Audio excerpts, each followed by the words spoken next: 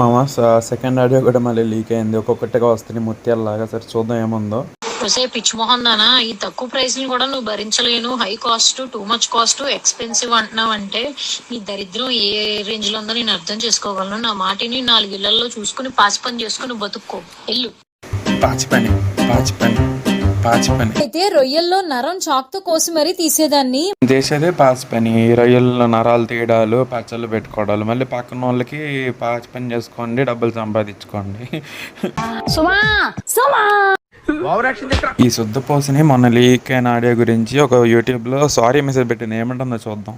ఎంత కోపం ఉన్నా ఒక మనిషిని ఇంకో మనిషి వచ్చి తిట్టుకోవడం వరకు పర్వాలేదు, కానీ అంటే మనుషులు తిట్టేసుకోమని నువ్వే చెప్తున్నావు అన్నమాట. అటువంటి మాటలు అనేది యాక్సెప్టబుల్ కాదు. ఓన్లీ క్యాష్ అయితేనే యాక్సెప్ట్ చేస్తారా మీరు? దానికి నేను స్టాండ్ తీసుకొని ఫేక్ ప్రమోషన్ అంటున్నారండి, అది కూడా డబ్బులు ఇచ్చి అంటండి. అంత డబ్బులు ఎక్కువైపోయి ఉంటే ఈ పచ్చళ్ళు ఎందుకు అమ్ముకుంటానండి? అవునండి, అందుకే అందరినీ బూతులు తిట్టి అమ్ముకుంటున్నామండి, పాచి పనులు చేసుకుంటూ అమ్ముకుంటున్నామండి. దీని గురించి మీరు ఎలా అనుకుంటున్నారో చెప్పండి ఫ్రెండ్స్. ఇలాంటి మోర్ వీడియోస్ కోసం ఫాలో చేయండి ఫ్రెండ్స్.